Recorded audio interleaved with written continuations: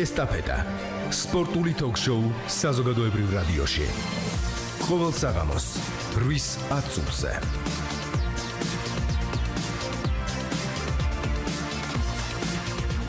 მოგესალმებით, ეთერშია სპორტული ток-შოუ ესტაფეტა, მიკროფონთან ელენე ბილიხოძე. ეს არის ერთ-ერთი განსაკუთრებული გადაცემა, როდესაც სიამაყით მინდა წარმოგიდგინოთ ჩვენი სტუმრები. ძიუდოში საქართველოს ქალთა ნაკრების მთავარი მწვრთნელი ბატონი გია თენაძე და ჩვენი გმირები მზია ვებოშვილი და ეთერ ლიპარტელიანი. შემოგვიერთდით 240 91 92 240 92 92.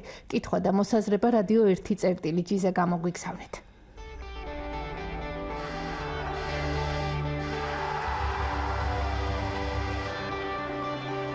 მთავარი სპორტული მოვლენების მიმოხილვა, კომენტარი, ანალიზი, მიღწევები და განცდილი მარცხი, მედალი და ხალხის აღიარება. ყველაზე ამაღელვებელი და აზარტული სპორტის სამყარო ელენე ბილიხოძის გადაცემებში. სამუშაო დღეებში 8 საათსა და 5 წუთზე, 9 საათსა და 5 წუთზე, 19 საათსა და 10 წუთზე, 22 საათსა და 20 წუთზე, შაბათ-კვირას 22 საათზე, საზოგადოებრივი რადიოს ეთერში.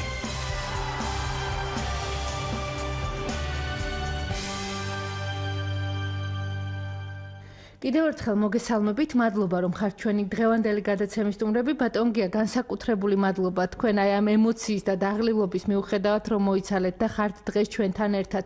გილოცავთ, არ ვიცი რა გითხრათ, გულწრფელად ვამბობ ამ ყველაფერს. მოდით თქვენ თავად ბრძანეთ თქვენი ემოციის შესახებ.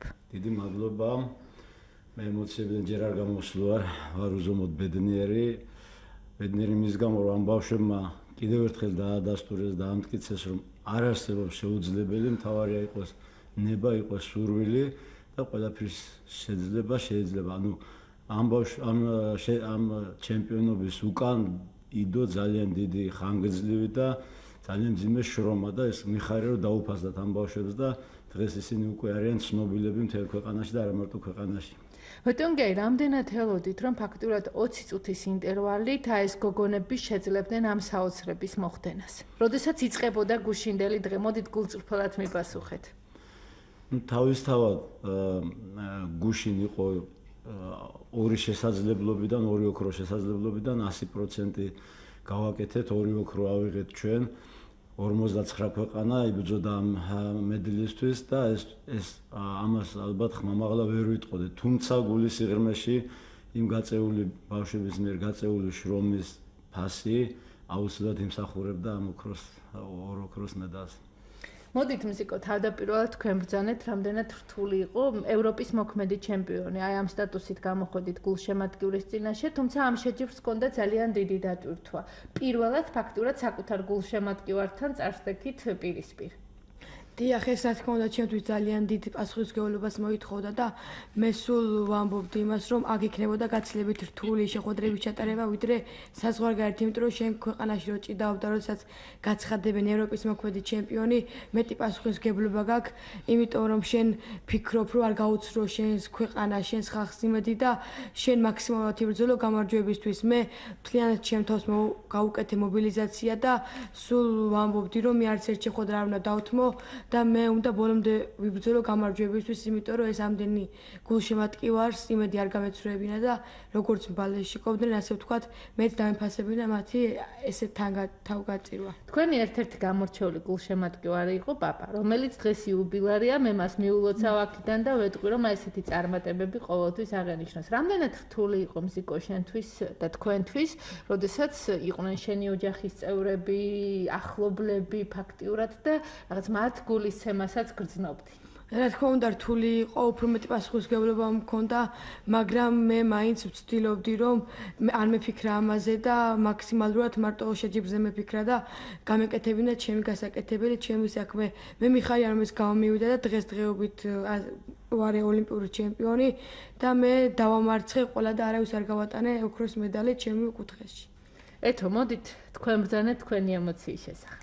თქვენ პირველად ხართ ჩვენთან სტუდიაში, იმედია ეს წარმატება კვლავ გაგრძელდება, დაგებედება და არაერთხელ იქნებით არა მარტო ჩემთან, არამედ ნებისმიერი ჟურნალისტის ყურადღების ცენტრში. რა თქმა უნდა, მე ძალიან ბედნიერი ვარ, როდესაც საქართველოში გახდები ოლიმპიური ჩემპიონი.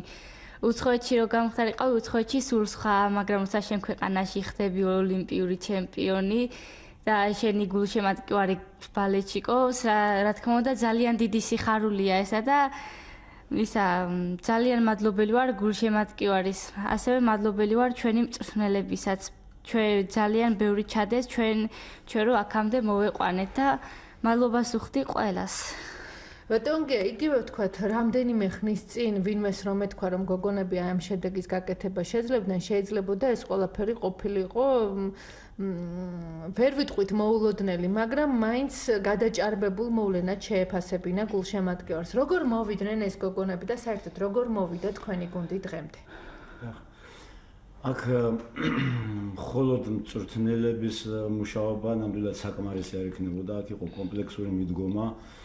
აქ მე მინდა მოუხადო დიდი მადლობა, გადავხადო ესე იგი, თუნდაც თქვენ სისტემაში იყო ჟურნალისტებს, რომლებმაც ამ ბავშვების სტიმულში ან მუხტის დღეს გულში რო ეს მუხტი ჰქონდა და მაქსიმალურად გამოავლენეს თავიანთი შესაძლებლობა, ეს მიეცით თქვენ ჟურნალისტებმა პირველ რიგში, იმიტომ რომ პასუხისგებლობა მეტი აიღეს, მეტი ჰქონდათ, იცოდნენ რომ უკვე ცნობილები იყვნენ და ამან კიდევ უფრო გაუღრმაგა ეს ენთუზიაზმი და ამ ჟურნალისტებსაც დიდი წვლილი აქვს, დიდი წვლილი თავისთავად მე ხა ფედერაცია ყველანაირად ხელს გვიწყობს, ფედერაციის სამინისტრო ოლიმპიური კომიტეტმა ამ პროგრამით ძალიან ბევრი გააკეთა და თლიან თავრობა დღეს რომ სპორტს ხელშეწყობა აქვს ფაქტიურად ეს უკვე ნებისმიერ სახეობაში ფაქტიურად უნდა ქონდეს ესეთი შედეგი, მაგრამ მე გულიმწყდება რომ მარტო ძიუდო გამოდის წარმატებით ამ ფესტივალზე და რა თქმა უნდა ეგ პატარა სხვა სახეობებს ცოტა უფრო მომხმარებელყვნენ მედლების შეგროვებაში მე უფრო მოხარული ვიქნებოდი. თუმცა ბატონგია, იგივე ვთქვათ ამასაკისთვის და აი თქვენ ძალიან კარგად ხართ ჩახედული, ვთქვათ როგორ ვითარდება სპორტი და ასე შემდეგ. იგივე ვთქვათ ხელბურთში, ფრენბურთში, კალათბურთში, სათამაშო სახეობებში ეს იყო ერთგვარი გამოცდა ამასაკისთვის, იმიტომ რომ წლების წინ საერთოდ არ არსებობდა ეს ბაზა. განსაკუთრებით ქალთა სპორტს გულისხმობ, იმიტომ რომ ვაჟები მაინც მეტნაკლებად, მაგრამ გოგონები აი ესეთი აქტიური ჩართულობა სპორტში იყო მინიმუმამდე დაყვანილი. ამას დრო ჭირდება ამ ყველაფერს არ შეიძლება ერთ წელში და ორ წელში უკვე ესე დიდ ღონისძიებაზე სერიოზული მიღწევების გაკეთება, ანუ ამას ალბათ უკვე შემდეგ ოლიმპიადაზე თუ ეს გაგრძელდება ეს პროგრამა და ესეთი მიდგომა შემდეგ ოლიმპიადაზე აუცილებლად სხვა სახეობებსაც ექნებათ წარმატებები. ჩვენ უბრალოდ არ ვიცი ახლა მე ძიუდო ალბათ უფრო მეტად გვაქვს სისხლში, ხო და ამ ქალებშიც რომ გამოვლინდა ძალიან მიხარია. თავად ევროპელებმა როგორ შეაფასეს ბატონგია თქვენი ეს შედეგი და რამდენად დიდი იყო ვთქვათ მათი ემოციაც და ეს შთაბეჭდილებებიც ამ გოგონების ჭიდაობის შემდეგ? ესე იგი ნებისმიერი ქვეყნის წარმომადგენელი რომელთანაც პატარა ურთიერთობა გვაქვს, ყველა აღნიშნავს რომ თავისთავად ამ მოკლე ხანში, როდესაც ევროპაში 50 წლიანი ისტორია აქვს ქალთა ძიუდოს და არის პოპულარული თანაბრად როგორც ვაჟებში, ისე გოგონებში, უკვირთ რომ ესე მოკლე ხანში როგორ შეიძლება რომ კონკურენციას უწევთ ფრანგებს, ჰოლანდიელებს, რუსებს და ნებისმიერ ქვეყანას. გამოხატავენ ამას, ეს აესახება კიდევაც პრესაში, ინტერნეტში, დაკვირვებულები არიან, იმიტომ მართლა უცბად გამოჩნდნენ და ის კი არა ნელ-ნელა უცბად დიდი ნახტომი გააკეთეს ამ ბავშვებმა. ჩვენ ამ ნახტომის და ამ პროგრესის შესახებ გადაცემის მსვლელობისას აუცილებლად ვისაუბრებთ. მზიკო, მოდი გაიხსენეთ თქვენი შეხვედრები, ყველაზე უფრო მეტად რთული მაინც რომელი შეხვედრა იყო? ჩემთვის ყველაზე მეტად რთული იყო რუსთან შეხვედრა, ფინალში გადასასვლელი. ვიცოდი რომ ამ შეხვედრაში მართლა ყველაფერი უნდა ჩავედო და ცოტა ჩემთვის უხერხული მოწინააღმდეგე იყო, მაგრამ ჩემ ისე ბალეში ყავდნენ და ისე მქონაკობდნენ ჩემი გულშემატკივარი რომ მე უფლება არ მქონდა რომ ეს შეხვედრა დაამეთმო და ორი გაფრთხილებით რუსს ასე ვთქვათ ვაჯობე. მაგრამ მეორე შეხვედრა მინდა გავიხსენო რო შევედი თავიდანვე გავაკეთე ერთ-ერთი ილეთის შესრულება, რომელსაც ბრუნი ქვია და სამწუხაროდ ზემოდან დავიგდე და ვაზარი მისცეს ჩემს მოწინააღმდეგეს. ამ დროს ალბათ ყველაზე ემოციურად და ძალიან უცებ შემეშინდა და აი უკვე ვფიქრობდი რომ მეთქი ახლა დრო თუ გავიდა მალე ეს რო წავაგებ რა მოხდება ყველაფერი უცებ გავაანალიზე ჩემს თავში და სულ მივდიოდი რომ იმისათვის რომ ეს გდება ასე ვთქვათ ჩემი შეცდომა ამომექაჩა და გადამესწრო მოწინააღმდეგისთვის. მიხარია რომ თან გულშემატკივრები რა ესე ბალაში ყოფდნენ მე ასე ვთქვათ ეს შევხედე რაც ვაჯობე ჩემს მოწინააღმდეგეს და ფინალში ჰოლანდიას შევხვდი სადაც უკვე ფინალში რო ვიყავი მაქსიმალურად მოგებისთვის ვიყავი და აღარ მოპირებდი რომ ოქროს მედალი სახში ვიღაცისთვის გამეტანებინა და მე ერჩნა რომ ჩემ ქვეყანაში დარჩენილიყო ამიტომ მაქსიმალურად მომდე ვიბრძოლე ვაზარზე დავაგდი 10 ქულიანზე და შემდეგ ის შევბოჭე ძალიან ბედნიერი ვარ ამით და მე მინდა დიდი მადლობა გადავუხადო ჩემს გულშემატკივარს მართლაც ესეთი რაღაც ჯერმეჯერ არ გამიცდია იმიტომ რომ როდესაც გაცხადებენ ევროპის მოქმედი ჩემპიონი ამდენი ამბობს როდის გამოვა ბებოშვილი როდის გამოვა უფრო მეტი პასუხისმგებლობაა, მაგრამ ემოციურადაც მე და ძალიან შემართებით ვიყავ ეს რომ გამხნევებენ და მინდა მათმე დიდი მადლობა გადავუხადო, მათი წვრილიც არის რომ დღესდღეობით თქვენ ესეთ წარმატებული ვართ. ეთო, მოდით გაიხსენეთ თქვენი შეხვედრები. მე ყველაზე მეტად გამეჭირდა ფინალში გადასასვლელი ფინელთან. ძალიან ძლიერი მეტოქე იყო ასევე ევროპის მოქმედი ჩემპიონი და მსოფლიო რეიტინგშიც პირველი. ძალიან გამიჭირდა მაგასთან ისა მოგება. მაგრამ გულშემატკივრებიც დამეხმარნენ რომ ისა მქომაგობდნენ. ძალიან მაგრა შევედი და აი მოსაგებად შევედი აი მაგ სხვადკაზე. ვიცოდი რომ უეჭველი მოვიგებდი მაგ სხვადკაზე. შეხვედრას და თქვენი გულშემატკივარი ვინ იყო ესეთი გამორჩეული თქვენი ოჯახის წევრები? ჩემ გულშემატკივრებს ისა ჩემი ოჯახის წევრებიც იყვნენ რა თქმა უნდა მამაც ჩემიც მაგრამ ბიძაჩემს გამოარჩე უფრო ისა ძალიან ნერვიულობდა ეგეც და უფრო მაგას გამოარჩე და მაგას მიუძღვენი უფრო ეს გამარჯვება. რატომ ის უფრო სპორტის მოყვარულია? სპორტის მოყვარული არა, უბრალოდ ჩემი ძალიან დიდი გულშემატკივარია და დიდი ხანია უკვე აქითა ვარ და მასთანა ვარ რა თვითონ მიძღვება. გასაგებია. ბატონგია, რამდენად რთული იყო ფსიქოლოგიურად ამ გოგონების შემზადება, იმიტომ რომ აი ეს გარემო, რაზეც ეს ახალგაზრდები საუბრობენ, ნამდვილად უცხოა მათთვის.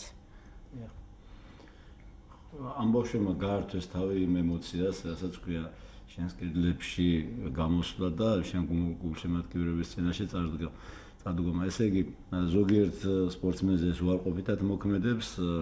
აი იყო ეს შიშის ფაქტორიც, რომ აი ამ ემოციამ ამ გოგონებზე ცუდად არ იმოქმედოს. იყო რაღაც შიშის მომენტიც. აქ უკვე ცოტა შემზადებულები გამოდიოდნენ, ვეუბნებოდით ის იქ არ გაინტერესებს ის ხმაური არ იცით იქ რა ხდება, თქვენი მარტო პირველი ამოცანა არის მოწინააღმდეგე გაანალიზოთ, არ გაიფანტოთ ყურადღება, იქ ემოციები, ნათესავები, მეგობრები, ეს რომ მორჩებით უკვე დაგაჯილდოებენ, მხოლოდ შემდეგ დაიკონტაქტეთ და ფაქტიურად გაართვეს ამ ბავშვებმა თავი და გაუკეთეს მობილიზება თავიანთ თავს და ესე იგი დადებითად იმოქმედა. ბატონგია, ფაქტიურად დღეს თუ შეიძლება ითქვას, აი რა პერიოდის განმავლობაში მიმდინარეობდა ეს ინტენსიური მზადება, რომელმაც ჯერ მუსიკოს ევროპის ჩემპიონობა მოიტანა, ის წარმატება რაც იყო კონტინენტის პირველობაზე და შემდგომ უკვე ამ ოლიმპიურ ფესტივალზე. ჩვენ დავიწყეთ წლევანდელი სეზონი მარტის თვეში, თუმცა მანამდე სახში დავალებები ჰქონდათ, სახში მუშაობა სისტემატურად მიმდინარეობს მთელი წლის განმავლობაში. მინდა აღნიშნო კახა მოცრაძის დამოკიდებულება, მწვრთნელი, რომელიც არის პროფესიონალი, არის ყოველსად ენერგიული და ნიჭიერი მწვრთნელი, მისი წყალობით ეს ბავშვები აი აქამდე რომ მოვიდნენ. დავიწყეთ კონკრეტული მზადება სეზონისთვის ანტალიის საერთაშორისო ტურნირით.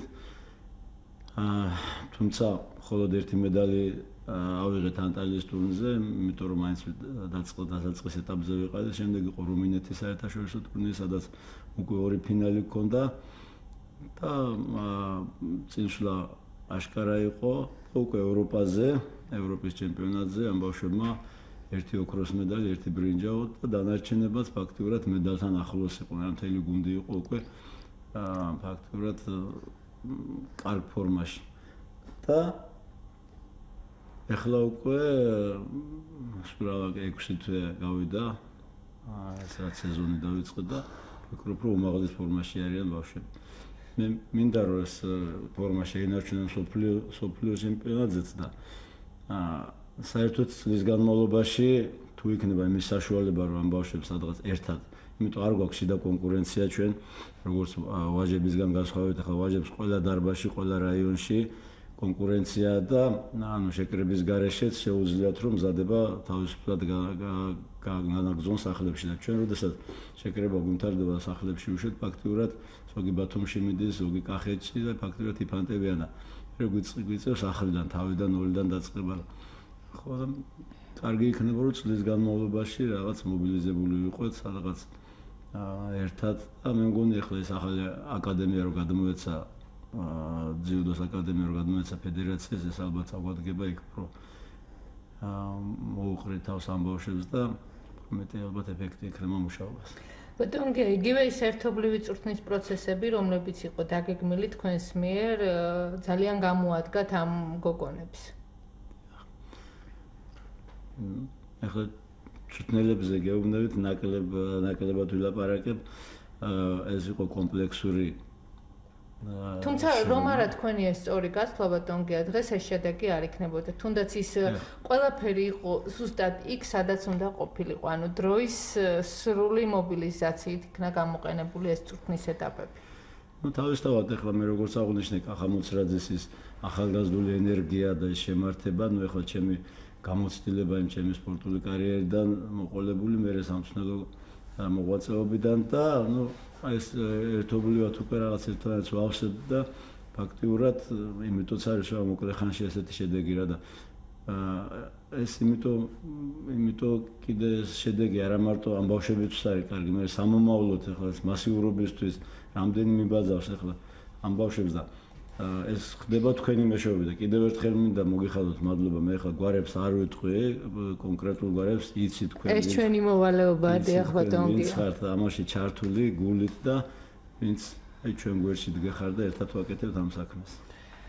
მოდით გოგონებო თქვენ ბრძანეთ რამდენად რთული იყო მზიკო ევროპის ჩემპიონატის შემდეგ საკუთარი თავის მობილიზება, იმიტომ რომ მაინც არის ეს ახალგაზრდობის მომენტი, გართობის მომენტი თუ კი რა თქმა უნდა, მაგრამ მე უფრო ევროპის ჩემპიონატის შემდეგ რო ჩემპიონი გავხდი, უფრო მეტი იმედი მომეცა და რა თქმა უნდა, ჩემ ქვეყანაში ვატარდებოდა ოლიმპიადა, უფრო მეტად შრომობდი, უფრო მეტი მობილიზაცია გავუკეთეთ ჩემ თავს და უფრო მეტს ვაკეთებდი იმისთვის, რომ აქაც იგივე შედეგი გამემეორებინა, რაც ევროპაზე გავაკეთე, ამიტომ ყველაფერს ვაკეთებდი ამისთვის, რომ ასე ვთქვათ, ჩემი გულშემატკივრები არ იმედი არ გამეცრუებინა და სულ სოციალურ გვერდებზე სულ წერდნენ რომ აი მოიგებ კი უბრაზდებოდი მე რა ვიცი ჯერ მოვიგებ თუ წავაგებ თან ნერვიულობდი კიდეც ღამები მართლა არ მეძინა ხოლმე თითქმის იმიტომ რომ იმის ფიქრში განა იმიტომ რომ აი ვის შევხვდები ეს შიში რო აქვთ მე ვფიქრობდი რომ არ გავუცრო ჩემ ხალხს იმედი და მინდოდა რომ ძალიან კარგად გამოსულიყავი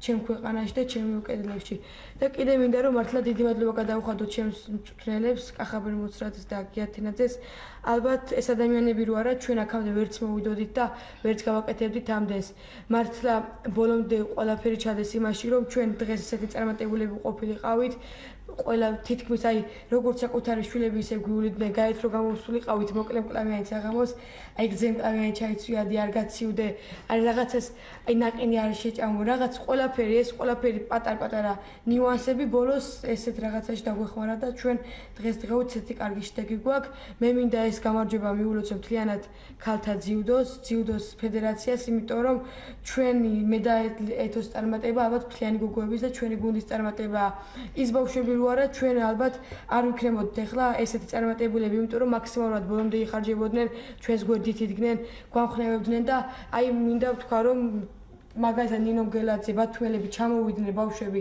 როგორია ბათუმიდან ჩამოვიდიან ჩვენ საგულშემატკივროდ იმის გამო რომ ჩვენ გავეხურებინეთ და შემართებით შევსულიყავით შეხვედრაზე და მე მინდა ყველას დიდი მადლობა გადავუხადო ესეთი თანადგომისთვის. რაც შეეხება მოდიეთ თქვენ თავად ბრძანეთ აი ეს გულშემატკივრის დამოკიდებულება, გართობის მომენტები და არასდროს არ გითქვამთ, რომ ხეს კახა მასწავლებელი და გია მასწავლებელი.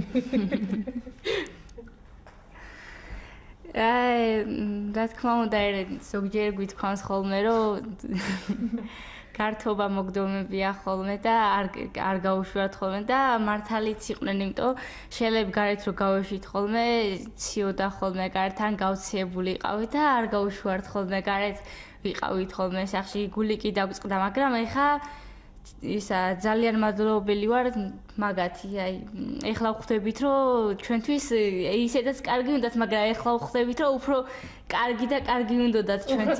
კი, უფრო დამჯერები ვიქნები ჩვენ და უფრო გამოსილები ვიქნები. არა, მაშინაც კი ვხვდებით ხოლმე ჩვენ რომ ჩვენთვის ამ ყველაფერს, მაგრამ მაინც ბავშვები რო ვართ და რაღაც აი რატომ რა, აი რა ხო შეიძლება ეს გავაკეთოთ რაღაც დაგვიშავებია, მაგრამ მაინც ბოლოს ეხლა ის ყველანაირი წვალება რაც ჩვენ გვაქვს ჩადებული, მართლა იმ კვარცხლბეკზე რო დგები, სულ გავიწყდება ევროპის ჩემპიონატის შემდეგ იქ რო დავდექი, აი თავიდან დავიბადე მართლა და მე აი სულ თავიდან დავიწყე ვარჯიში, ეხლაც მასე ვარ და ეხლაც როგორც აი რაღაც მოხლების მткиო და ყველაფერი მткиო და მაგრამ ეხლა ყველაფერმა გამიარა, ეხლა სოფლიოს შემზადები და მართლა ერთხელ რო განიცდი ესეთ ჩემპიონობას, მე სულ კიდე და კიდე გინდა რომ ესეთი რაღაც გააკეთო და ალბათ კიდე ის მახარებს რომ ამდენმა ადამიანმა გაგვიცნო ამდენმა შეგვიყვარა და ადრე გახდით გმირები. ადრე რო იყო რომ ძიუდოს გოგოს ძიუდოზე რა უნდა ეს სტერეოტიპი დაიმსხვა ერთხელ და სამუდამოდ თამამად შემიძლია ვთქვა და ალბათ ყველა გქომაგობს უხარიათ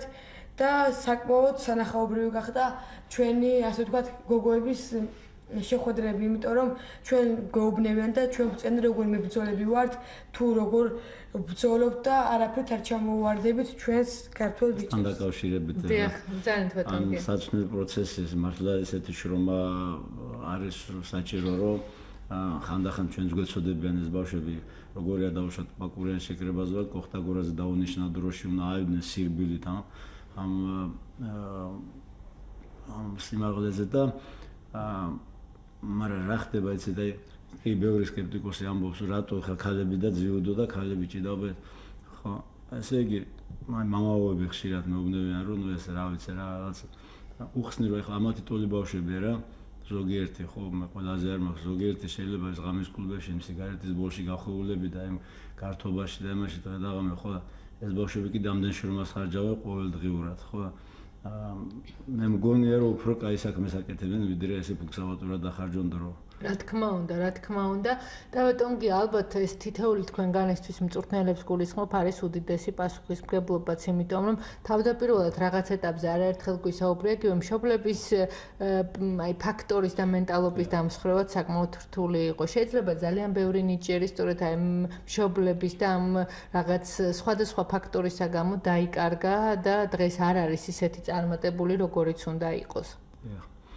თავისთავად ახლა მშობელი ხომ თუნდაც საქართველოში ცოტა ესე უყურებენ ხო, მაგრამ ახლა ნელ-ნელა ეს მართლა მზიკოს არ იყოს იმსხვრევა ეს და პასუხისგებლობა რასაც ქვია, ალბათ შეიძლება საკუთარ შვილზე, შვილი ყავდეს, იმაზე მეტი პასუხისგებლობა სხვისი შვილის მინდობა, მე თუნდაც ეს არასრულწლოვანი ბავშვები და დავუშვათ კვირაობით სხვაგან შეჯიბრზე მიყავს თუ შეკრებებზე. მე მხრივ ძალიან ის ვართ შეიძლება ზედმეტად მკაცრები მომთხოვნები თუ სადმე გადიან ნახევარი საათაც რო გადიან მაინც უკან მივყვებით ვაკონტროლებთ რომ მაინც სხვისი შვილის შენ თავზე პასუხისმგებლობა ძალიან რთულია რა. დიახ, ეთო მოდით თქვენ უთხარით ჩვენს რადიო მსმენელს როგორ მიხვედით ძიუდოში, მზიკოს ისტორია ვიცით?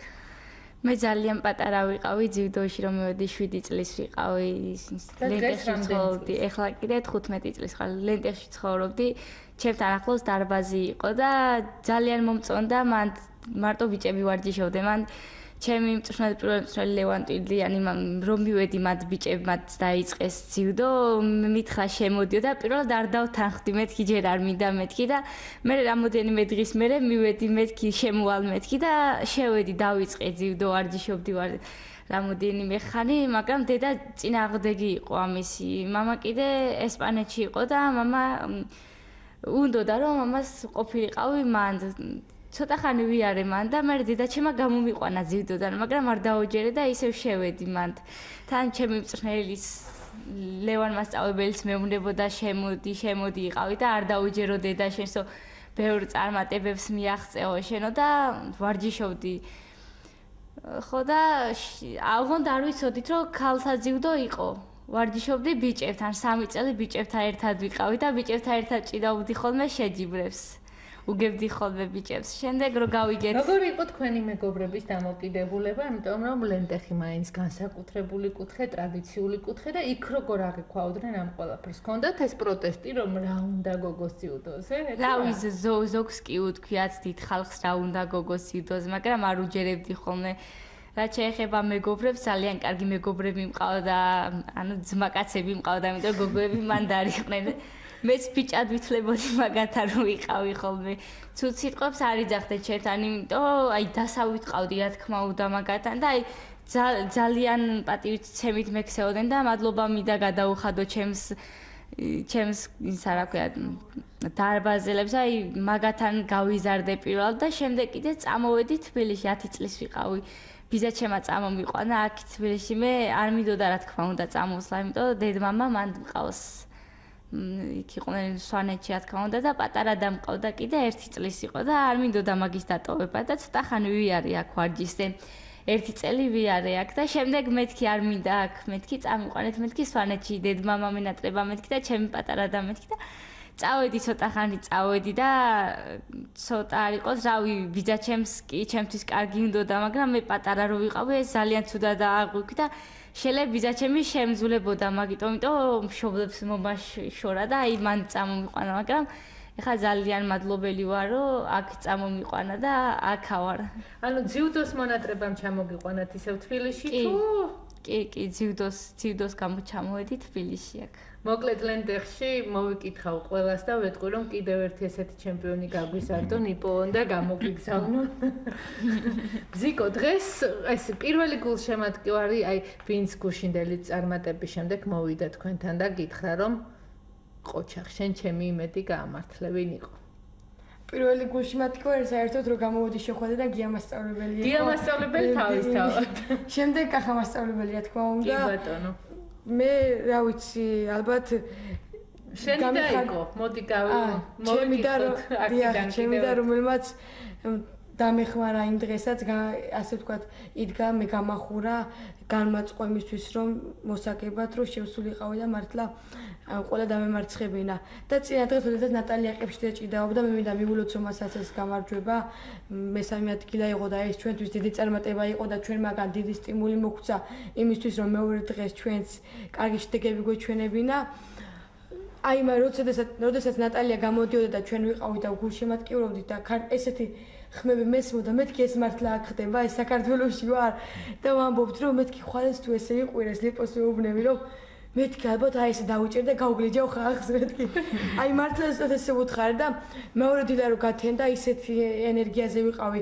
მართალია უფრო დიდი პასუხისმგებლობა რომ ეხლა რომ ვისვენებ და რომ მოვითელი და უკვე ველოდები როდის გამოვალ და ჩემი შეხვედრა როდის მოდის და მეუბნევიან და მოდიან და მეუბნევიან რომ აი ბიბოშვილი მალე რა ბიბოშვილი შენ კითხულობენ კი ეს ცოტა დამთქუნავი იყო იმიტომ რომ მაინც ამდენი მაყურებლის წინაშე რო გახვალ რამე შეცდომა არ დაუშვა მაინც ყველა მოწინააღმდეგე უნდა შეაფასო თანაბრად მართალია ევროპის ჩემპიონი ვარ და ზოგიერთი ისე არის აი ევროპის ჩემპიონი ვარ და მე მაინც ეხლა შეიძლება მოვიგო ეს შეხვედრა ისიც მაგრამ მე ყველა მოწინააღმდეგეს უყურებდი თანაბრად სულ ჩემი პატრა დედაშვილი გამოსულიყო შეხვედრაზე მაინც შევაფასებდი ისე როგორც ყველა ძლიერ მოწინააღმდეგეს, იმიტომ რომ ის არის შეჯიბრი და არ იცი რა მოხდება. ამიტომ მაქსიმალურად მობილიზებული უნდა იყო ამ ყველაფრისთვის და ყველაფრისთვის ბრძად უნდა იყო. ჩემი აზრით ესეა. ბატონგია, ფაქტიურად მოდი თავდაპირველად ნატალია ყიფშიძეზე ბრძანეთ, იმიტომ რომ აი ამ გოგონამ შეძლო რაღაც პირველი მედალი და პირველი იმედი გასჩენოდა ყველას. ფაქტიურად ნატალიას აი ამ სტიმულმა მოიყვანა დღემდე ეს გუნდი. ნატალია ძალიან ნიჭიერი სპორტსმენია. ამ წონაში პირველად მოსინჯა ძალები და პირველივე ცდილობაზე წარმატებით იკლებდა უფრო პატარა წონაში, მაგრამ ალბათ ის მოქმედებდა, ვერ გამოვიდა 54 კილოში. შემდეგ გადავწყვიტე თვითონებმა რომ 48 კილოში უფრო მეტი შანსი ჰქონდა სხვა სპორტსმენებთან შედარებას ვაკეთებდით 48 კილოებთან, ჰქონდა შანსები რომ მოგვესინჯა ამ წონაში და მართლაც გავამართლა ამ ბავშვმა ძალიან ტაქტიკურად იასპარეზა და მართლა დიდი სტიმული მისცა უკვე აი ამ ლიდერ ბავშვებს რა მუსიკოს და ეთოს სტიმული მისცა დადებითად განაწყო და ალბათ დიდი როლი ითამაშა იმის მედალმა. ბატონგია მსმენელი გველოდება, მოდით მას მოусმინოთ გისმენთ გამარჯობა. მოგესალმებით. მოგესალმებით ქალბატონო ერენე. მოგესალმებით ბატონო.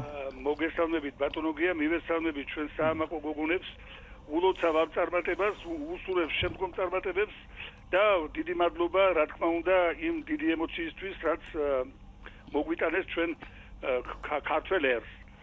ბატონოგია, მე რა თქმა უნდა გეთანხმებით, მე თავად ქალიშვილის მამა ვარ და ნამდვილად უნდა დაისხოს სტერეოტიპები, იცით, იმიტომ რომ ესეთი ცხოვრების წესი გაცილებით უკეთესია მანდილოსის და განა მარტო ის რომ ვიღაცა დაუშვათ ღამის კლუბებში და სიგარეტს ეწევა და რაღაცა თუნდაც ის რომ ზოგი რომ სახშია გამოკეტილი და დეპრესიაში არიან აჯობია იმ დეპრესიაში და რაღაცა უფუნქციოდ რო გძნობენ ახალგაზრდები თავს ჩაება სპორტში თუნდაც ადრე აღიარებულ როგორც მამაკაცურ სპორტში და ქალსაც თავისებური ხიბლიში აქვს იმ მამაკაცურ სპორტში ასე რომ მეც ვეთანხმები და მეც მოუწოდებ მშობლებს ვისაც აეხლა ნორჩები ყავთ უკვე რომ მიიყვანო ნება ძიუდოზე და სხვა ისეთ შედარებით ვაჟკაცურ სპორტზეც ეხლა ასეთი შეკითხვა მაქვს ბატონოგია ეხლა მაინც მანდილოსნები არიან და აი ილეთების დიაპაზონის მხრივ თუ არსებობს დაუშვათ რამე შეზღუდვა ქალებში მხედველობაში მაქვს ის რომ აი მაინც მანდილოსანია და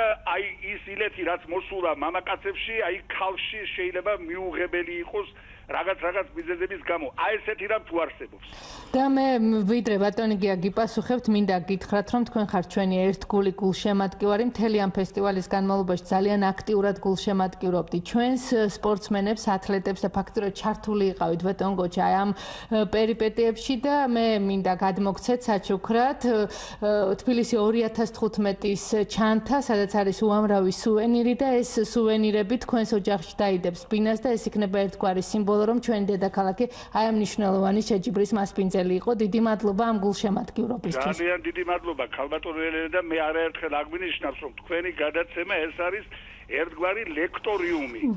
დიდი მადლობა. ეს არის როგორც სპორტული მხრივ გადაცემა რომელიც საქმის კურსში გვაყენებს დინამიკაში და მოგეცემა სპორტი როგორი დინამიური სფეროა და როგორ შეიძლება ვარიტყვი ამ სფეროზე თუნდაც გულშემატკივრის ამპლუაში და გარდა ამისა ну აი ეს არის საგანმანათლებლო ხასიათის გადაცემა და დიდი მხარდაჭერაა ეს გადაცემა ჩვენი სპორტსმენებისათვის. დიდი მადლობა. დიდი მადლობა. დიახ ბატონგია, მოდით უპასუხეთ ჩვენს რადიო მსმენელს. მადლობთ ბატონო გოჩა რომ აი ეს აქტიურად გქომაგობთ, აქტიურად ადევნებთ თვალყურს სპორტულ საქმიანობას და საერთოდ რა ეგეთ დაგვიჭირეთ მხარი რომ მიიყვანოს შვილები ნებისმიერ სახეობაზე სპორტისა იმიტომ რომ მართლა ჯობია იყვნენ ამით დაკავებული ვიდრე თუნდაც როგორ ბრძანეთ დეპრესირებული სახში. რაც შეეხება ილეთები ფაქტიურად შეიძლება ვთქვათ რომ განსხვავება არ არის განსხვავება უბრალოდ ქალებს შეიძლება ცოტა სტილი ჰქონდეთ სხვა სტილი მამაკაცებთან შედარებით დანარჩენი ილეთები ფაქტიურად ერთი და იგივე წესებია ერთი და იგივე მუშაობა მიდის როგორც ბიჭებთან ისე გოგოებთან და უბრალოდ სტილია სხვადასხვა. ანუ მაინც რაღაცა განსხვავებული მომენტები არის ხო ბატონგია? ხო, თავისთავად ეხლა იქ ცოტა როგორი მომენტებია თვითონ გოგონებს იმძიმის ცენტრი სხვაგან აქვს ვაჟებს სხვაგან და უბრალოდ პროფესიონალი თვალით უკვე ჩანს რომ განსხვავდება გოგონების ძიუდო ბიჭებისგან თორე ილეთები თვითონ სწავლება ყველაფერი ერთნაირად მიდის როგორც ვაჟებთან ისე გოგოებთან. მოდით ბატონგია კიდევ ერთხელ გაიხსენეთ ის ისტორია როგორ შეიქმნა ჩვენთან საქართველოში ქალთა ძიუდო. ქალთა ძიუდო მე როგორც ვიცი ჯერ კიდე 80-იან წლებში იყო მცდელობა ამის შექმნის გურამ გოგოლაური იყო ასეთი გივის აბაშვილი და კიდე არ გამომრჩეს ვინმე რომელმაც მოსინჯეს რომ გოგონებიც მიიყვანათ შეექმნათ გუნდი მაგრამ დიდხანს ვერ იფუნქციონერა და დაიშალა დაიშალა, იყო მცდელობა მეორედ კიდევ გოდერძი ველიჯანაშვილმა 90-იან წლებში გააკეთა გუნდი, სადაც თეოდორ გუზაშვილიც ვარჯიშობდა ცოტა ხანი, მერე წავიდა რუსეთში და იცით მისი წარმატებები. ასევე მაშინაც დაიშალა ეს გუნდი და აი ეს ბავშვები ფაქტიურად 2008 წლის შემდეგ შედგა ამ ბავშვებისგან. თქვენ როგორ გაგიჩნდათ ეს სურვილი, რომ რაღაც ახალი გამოწვევა შეგეთავაზებინათ ძიუდოს გულშემატკივრისთვის? ეს როგორ იყო გოდერძი ველიჯანაშვილის მიერ შექმნილი გუნდი იყო, მაგრამ გოდერძის შექმნა სხვადასხვა პირადი პრობლემები. ფაქტიურად ისევ დაიშალა გუნდი და მოგვიწია მერე, უბრალოდ შევხედეთ, რომ დასანანი იყო, შეიძლებოდა მოსინჯვა კიდე ამ გუნდის ფეხზე დადგომის და ფაქტიურად რისკის ფასად, მაგრამ მოსინჯეთ და მე მგონია, რომ ეხლა უკვე აღარ ვნამებ. ეხლა შეიძლება თავიდან ერთი პერიოდი იყო ეს, რომ მეთქი ხო ტყუილი დროის ფუჭი დაკარგვა ხომ არ არის, მაგრამ მერე უკვე იმედის მომცემი ბავშვები იყვნენ, ესე იგი ბებოშვილს მაშინვე ეთყობოდა ლიპარტელიანს და ყველას ოძელაშვილი ყავდა უკვე ესეთი ლიდერი, მაგრამ ის მარიამ ჯანაშვილი, რომელიც თქვათ პირველი იყო მედალოსანი. მარიამ ჯანაშვილზე ცალკე თემა, ეხლა ცალკე უნდა ვისაუბროთ, იმიტომ ის არის ფაქტიურად მართლა ამომავალი ვარსკვლავი ქალთა ძიუდოსისა და რო არა ეს ტრამვები აუცილებლად ეხლა უკვე ლიცენზია ექნებოდა დიდი ოლიმპიადის. მაგრამ იმედი მაქვს, რომ ტრამვების მერე უკვე რეაბილიტაცია გაიარა და ეხლა სრულ ფორმაშია, სრული დატვირთვით მუშაობს და იმედი მაქვს, რომ ამ ოლიმპიადაზე შეიძლება გაგვიჭირდეს დროის გამო ძალიან ცოტა დაგვრჩა ლიცენზია, მაგრამ შემდგომ ოლიმპიადაზე არა მარტო ლიცენზია, ჯანაშვილის მედალის იმედი მაქვს. და მინდა ყველას მადლობა მოუხადო, ვინც ხელი შემიწყო აი ამ თავიდან პირველ საფეხურებზე დღესაც, ვინც ხელს მიწყობს, რომ აი ეს გუნდი არ დაიშალოს და განვითარება პოვოს. ეხლა უკვე დღეს უკვე დამტკიცდა, რომ როგორც ვაჟებში, ასევე არანაკლები წარმატება შეგვიძლია მოვიპოვოთ ქალებშიც რა და ეხლა უკვე ვფიქრობ, რომ ყარად მოიკიდა ფეხი ქალთა ძიუდომ. დიახ, კიდევ ერთი მსმენელი გისმენთ, გამარჯობა. გამარჯობა. მოგესალმებით. მივესალმები ქართველებს და ღმერთმა გამარჯვებული ამ ყოფას, როგორც აი ყოველთვის ძიუდოში არიან მწვანე აუნთია და ყოველთვის მწვანეენ. ბატონებია, რამდენიმე კითხვა მაქვს თქვენთან, აი ძალიან უცნაური კითხვები მიყვარს ხოლმე ყოველთვის და არ მიყვარს აი კაცკეთნილი. აი რატომ არიან იაპონელები ძალიან მაგრები? აი კარგები კი არა, აი კარგი ბევრია დაუშვათ. აი ძალიან მაგრები, აი ურყევად მჯერა იაპონელს თუ მოუგემ სოფლიოზე და ოლიმპიადაზე. აი ხელფეხი და გახსნით, თითქოს აი დიდი ალბათობით ჩემპიონი ხდები უკვე, იცით? აი არა აქვს უკვე იგივე კორეელი იყოს, სხვა იყოს, ისეთი არა გაქვს, აი ესეთი დამუხტვა რა, აი ისე დაფუძნებული ერთგულებით თითქოს აღარ ჭიდაობს მე, მიხდით? და მეორე ესეთი კითხვა, აი დღეს რო იყო ქართველი გოგონა, პირველი მოიგო, ესე იგი ყველა ილეცები და მე წააგო ვაზარით იგებდა, ნუ ეხლა ძალიან დიდი უპირატესობაა ვაზარი. პრაქტიკულად ნახევარი საქმეზე მეტი გაგაკეთებდა, აი მე უკვე წააგო, აი თვითონ მიდიოდა კიდე შეტევაზე, რომ დისტანსით უნდა ეჭიდავა. და მესამე ცოტა უცნაურია რა. ხომ შეიძლება ბატონოგი ესეთი რაღაცას მოგდეს, რომ აი წუთნელების მსოფლიო ჩემპიონატი კატარზე, ევროპის ჩემპიონატი, სპორტსმენების როგორ სპორტსმენები ატარებენ აი ესე. ანუ ბატონი გიას გამოწვევა გინდათ დადახოს. ძალიან დიდი მადლობა ჩვენს სვენელს. მოდით იაპონიის ფაქტორზე ბძანეთ.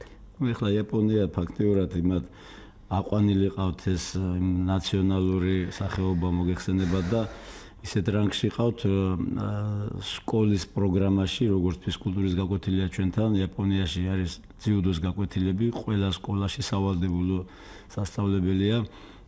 ეს მე-20 საუკუნის დასაწყისიდან 20-იანი წლებიდან მე მგონი, მხოლოდ ომის პერიოდში იყო ამოღებული და დღემდე სკოლის პროგრამაში ისწავლება ძიუდო. ალბათ ხარჯავენ უამრავ როგორც ფიზიკურ, ასევე ფინანსურ და ყველანაირ ძალას რომ ძიუდო იყოს იაპონელებისთვის უმაღლეს დონეზე და რა თქმა უნდა, როგორც აი დავუშვათ ქართულ ჭიდაობაში, რომ ქართველს მოუგოს ვინმე უცხოელმა, იქნება იმისთვის რთული და საამაყო, ესე ალბათ ძიუდოში იაპონელს რომ მოუგო რა და ეს იაპონეთთან დაკავშირებით ეს თორე ახლა რატო ჭრიკიშვილი თუნდაც ლიპარტელიანი ვარლამი ბექაღვინიაშვილი იაპონელებს სადაც ხვდებიან ხო უგებენ. დიახ. ვიდრე ვთქვათ მეორე კითხვას უპასუხებთ და დღევანდელ გამოსვლაში აფასებთ კიდევ ერთი მსმენელი გისმენთ გამარჯობა.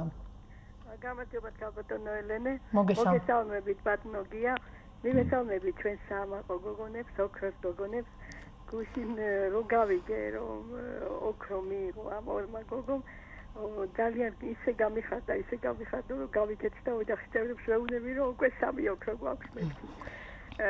მე მიხარია ის რომ აი ამ ქუჩაზე თბილისის ქუჩებში დადიან ესეთი ლამაზი გოგონები როგორც არიან ეთერი და მზია მიულოთავ კიდევ ბრინჯაოს მედალს ნატალია ყიფშიძეს საკუთარ ქვეყანაში მონაწილეობის მიღება ძალიან რთულია იმიტომ რომ მეტი პასუხისმგებლობა გაქვს და ვცდილობ რომ არ გაუცვლო საკუთარ ხალხს იმედები და ამათ ამ გოგონებმა შესანიშნავად გაართვეს თავი. მე გოგონებო კიდევ ერთხელ გილოცავთ ამ წარმატებას და სულ წინსვლა და წარმატებას. დიდი მადლობა. გესახელებინოთ სრულიად საქართველოს. დიდი მადლობა ჩვენს მსმენელს ბატონ გემოდით დღევანდელი შეხვედრების შეაფასეთ. ნათია მიქაბერიძე პერსპექტიული სპორტსმენია ძალიან უბრალოდ მაგას ჰქონდა პატარა თვალებზე პრობლემა ვერ მიიღო ესეთი დატვირთვა როგორც ამ ბავშვებმა გაიარეს ფიზიკურ მზადების პერიოდში და ალბათ მაგანაც ცოტა ემოქმედა თუმცა მე არ ვარ უკმაყოფილო მისი გამოსვლით პირველი შეხვედრა დამაჯერებლად გაიმარჯვა უკვე მეორე შეხვედრაში ძალიან ძლიერი მეტოქე იყო ჰოლანდიელი და ფაქტიურად პირველი გდება შეიძლება შეფასებულიყო სუბტაგდებით, მაგრამ ნუ მე ის გამოცდილება ალბათ რა დააკლდა ცოტა და ვერ შეინარჩუნა ეს უპირატესობა. თლიანობაში მე ვარ ნათიას კმაყოფილი და მე მაქვს იმედი რომ ეს ბავშვი მომავალში ამათნაირად მიაღწევს ამ შედეგებს. და ჩვენ საუბრობთ თქვათ ჩვენი ერთ-ერთი მსმენელის მოსაზრება იყო მწვრთნელებში რომ ჩატარდეს მსგავსი შეჯიბრი და მე დარწმუნებული ვარ ბატონ გია ის ვინც იცის თქვათ თქვენი სპორტული კარიერა დამეთანხმება რომ ერთ-ერთი გამორჩეული იყავით ყოველთვის თქვენს გუნდში მაგრამ ამ გოგონების შედეგით მიაღწევთ იმაზე მეც ვიდრე მიაღწიეთ როგორც სპორტსმენმა მწვრთნელის რანგში. ახლა მე ჯერთი ვეტერანებში ტარდება. დიახ.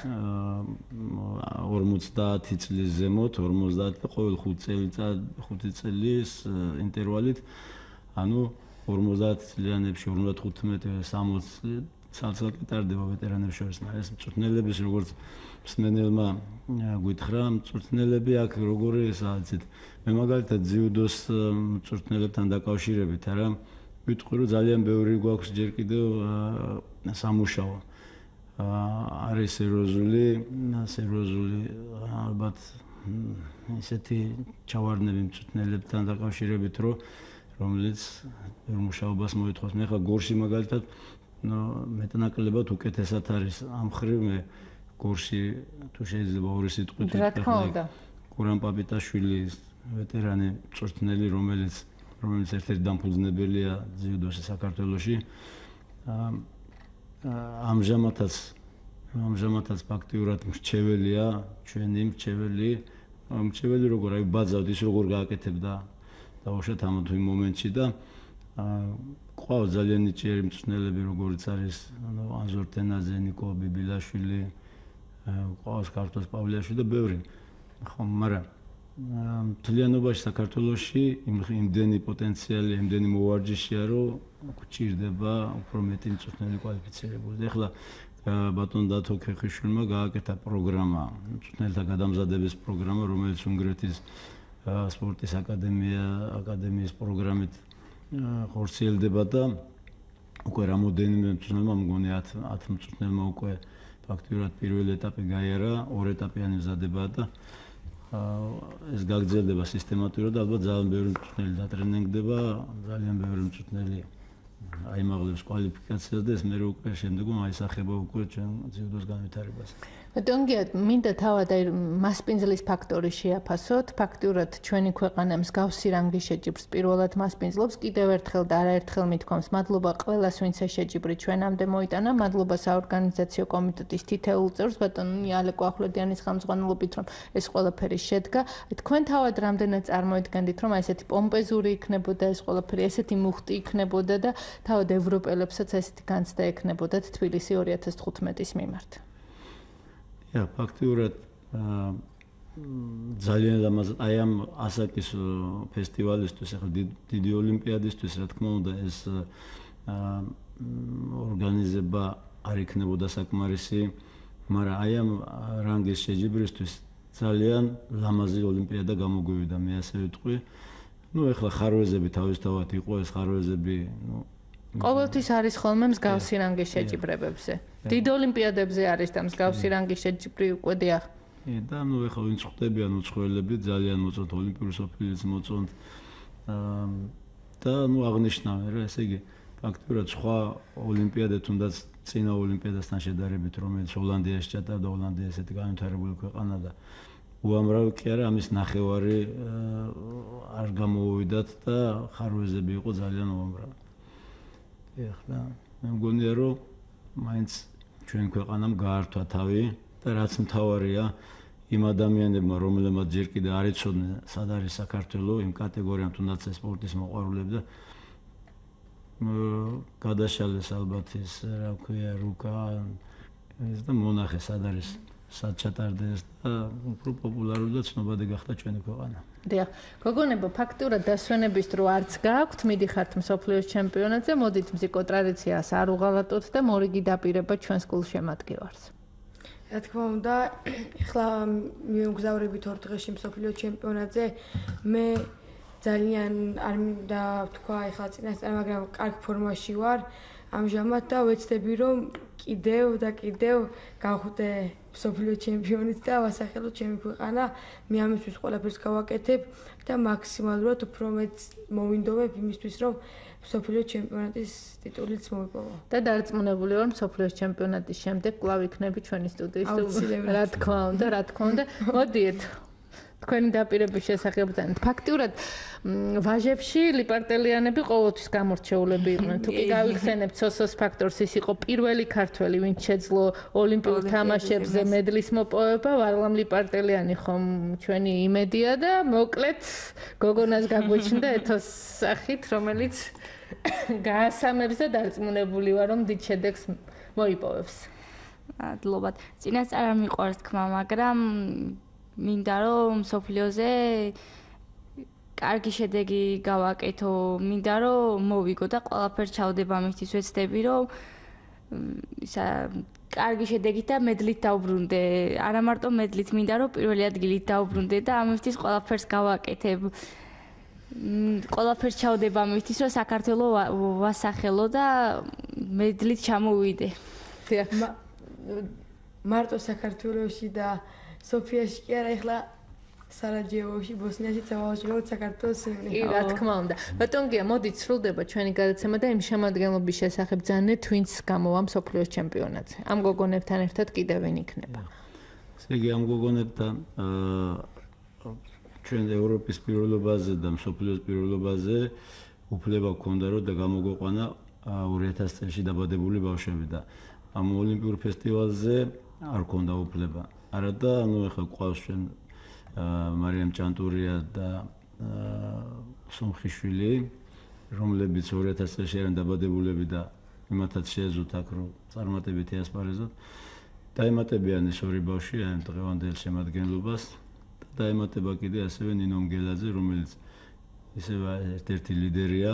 უბრალოდ მზიკოს ზონაში იყო და ერთ ზონაში ორი სპორტსმენი გამოყვანა არ შეგვეძლო და თორემ ალბათ ის გასახელებდა და ეხლა სოფლიოს ეს სიტყვით 58 კილოში იქნება ნატალია ყიფშიძე, 52 კილოში იქნებიან ბებოშვილი და გელაძე, 57 კილოში ჭანტურია და ლიპარტელიანი. ლიპარტელიანი და ჭანტურია. და მძიმე წონაში იქნება სოფო სომხიშვილი. 63-ში კიდე სალომე მჭედლიშვილი. მოკლედ შემადგენლობა დასახელებულია. ბატონ გია, ბოლო კითხვა, რა უთხარით გუშინდელი დღის შემდეგ საკუთარ თავს? და როგორ აღნიშნეთ აი თქვენთვის ეს წარმატება? ცოტა სიმართლე გითხრათ, პასუხისგებლობისა ცოტა შემეშინია, ახლა რომ შემდგომში უკვე განებივრებული მაყურებელი რამე არ შეგვემთხვას და რაღაც წარუმატებლობით არ გავაწვდოთ და ალბათ რა ვიცი ეს უფრო მეტ სტიმულს და მეტ პასუხისგებლობას გვაძლევს. ძალიან დიდი მადლობა კიდევ ერთხელ ამ სიხარულისთვის, ამ ემოციისთვის, იმიტომ რომ გუშინდელი დღე არა მარტო ქართული ქალთა ძიუდოს, არამედ ქართული სპორტის ერთ-ერთი ღირსახსოვარი დღე არის.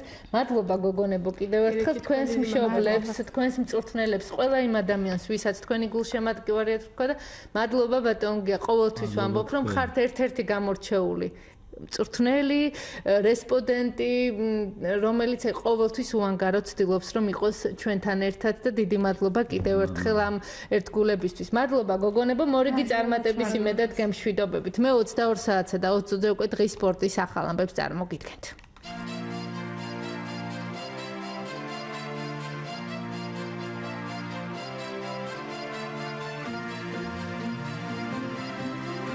ესტაფეტა სპორტული ток-შოუ საზოგადოებრივ რადიოში. ყოველ საღამოს 8:10-ზე.